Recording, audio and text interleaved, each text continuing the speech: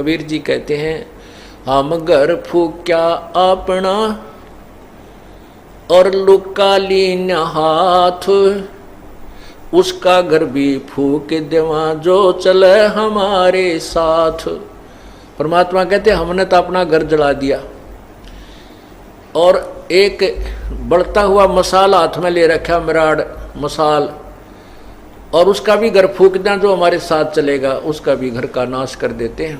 अब यहाँ इस बात को समझना है कैसे नाश करते हैं। हमारे शरीर में और ज़्यादा जो मोह ममता रूपी घर किए हुए हैं ये अड़ंगा भरा है। कहते हैं जो हमने तो अपना ये घर साफ कर लिया, फूक फाक दिया, इसके अंदर जो कबाड़ भरा था, और उसका घर भी फूक दें जो हमारे साथ, अर्थात हमारा पंथी होगा, हमारा हम सफ़र होगा, हमारे अनुसार जो चलेगा, उसका भी ये सारा कुबाड़, उसके घर के अंदर का सारा गंद जला देंगे। हम घर फूक्या अपना और लुका लेना हाथ, उसका घर भी फूक देवा जो चले हमारे साथ। एक बार श्री नानक जी अपने दो वो शिष्यों के, विशेष शिष्य थे उनके साथ भ्रमण पर जा रहे थे। एक वृद्धा उनकी बहुत अच्छी सेविका थी, वो उनके वहाँ रुके, तीनों जने। बुढ़िया ने बड़ी सेवा करी, गायें बांध रखी थी।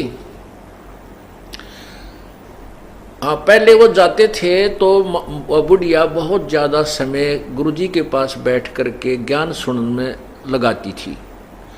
दूसरी बार जब वो दूसरी तीसरी बार गए तो वह बुढ़िया ने गाय ले ली मोल। गाय लेकर के उसको परवरिश में लगी रहती थी। गुरुजी गए तो उनको अच्छा दूध गाय का, फिर दही मक्खन, खूब सेवा की।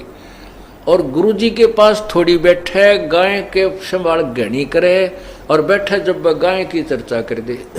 गुरुजी गाय बहुत अच्छी है, इतना दूध देती है, ये तो 2 महीने पहले भी, 1 महीना पहले दूध देना बंद करती है, फिर तुरंत ब्याह जाती है।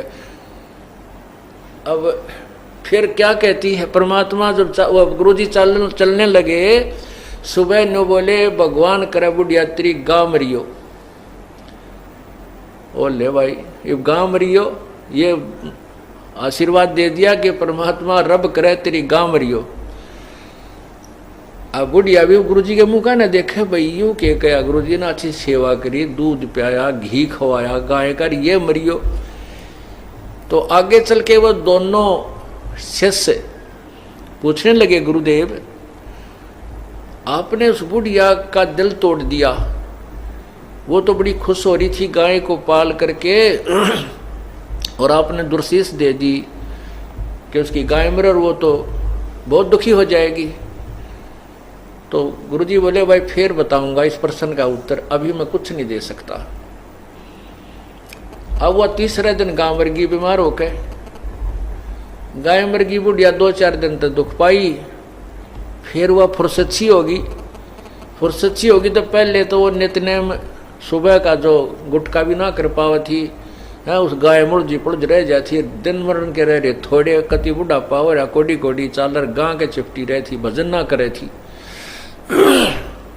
तो फिर वह बुढ़िया ने वो भजन का समय खूब मिल गया, अपना अच्छा भजन करे, सुबह शाम दोपहर दिन में भी उलगी सी होगी। फिर गुरुजी आए 2-1 महीना के बाद। अब उन चेलों को ये हो रही बुढ़िया जाते मोगरा मारेगी महाराज, तू खड़ा आ गया, मेरी गाँव मरगी, आशीर्वाद दुर्शाशीष दे के गए थे। तो जाते ही बुढ़िया ने बड़ी सेवा करी, खाट बिछाई, बैठाए गुरुदेव को। तब परमात्मा गुरुजी ने पूछा कि बुढ़िया सुना कुछ भजन सिमरन ठीक बन रहा है, बिलाजी मौज होगी, और आपका जो वचन फल गया वो गाँ मरगी, व गाँ ना मरा होता मैं मरूं।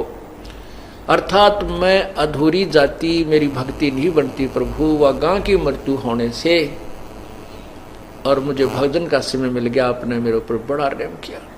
तो परमात्मा ने कहा, बुढ़िया उस समय तो तने में बहुत बुंडा लग गया, जब तक तुम अंदर अंदर खूब गाल दे थी मेरे ती बताइयो किसे गुरु जी हुए मेरे पशुओं ने मार कर राजी है अका जी एक बार तो मन में खोट आया था परंतु बाद में समझ में आई। तब परमात्मा उस गुरुदेव ने बताया श्री नानक जी ने कि बुढ़िया ये काल का जाल है, ईब तेरा कौन सा पहलवान बनने का समय है, अपने 2 रोटी खा लो की सूखी भजन करे, बताई दूध मत के काटेगी के दही न फूकेगी, टाइम तेरा थोड़ा सा रह रहा है, भक्ति तू कर नहीं रही थी, सारा दिन गाय की चर्चा चल रही थी, इससे के चक्कर में रह थी, मैं भी तेरे पास डटा तो तूने सारा दिन में तो जो है ना 10% मेरी बात सुनी, 90% तू अपने झंझट में फंस रही थी। अब तेरे उपकार के लिए ये आशीर्वाद देना पड़ा कि तेरी या गऊ यहाँ से छूटे। तो पुण्यात्मा फिर बुढ़िया का कसूती समझ में आ गई कि भगवान कति नाश हो गया था, मेरे तो अंतिम समय आ रहा था और कति राम नाम की रुचि रही नहीं थी, गाय मुड़ रही थी। तो पुण्यात्मा संत जो करते हैं वो ठीक करते हैं, भगवान जो करता है वो बहुत अच्छा करता है। उसके लिए क्या बताते हैं कि कोट जन्म तन भर मत होगे कुछ ना हाथ लगा रे, कुकर सुकर खरबा बोरे कौआ हंस वगारे, कोटि जन्म तू राजा की न मिटी न मन की आशा, और भिक्षक होकर दर दर घूम लिया ये मिला ना निर्गुण रासा। इंद्र कुबेर इसकी पदवी ब्रह्मा वरुण धर्मराया, और विष्णुनाथ के लोक को जाके फिर भी उल्टा आया। अब उस माई का यह बात समझ में आई तो वह घनी खुश होगी, न बोली बेटा तक गया सो यो तो दुख भुला नहीं जाता, लेकिन अब काम सीधा मिल गया मुझे।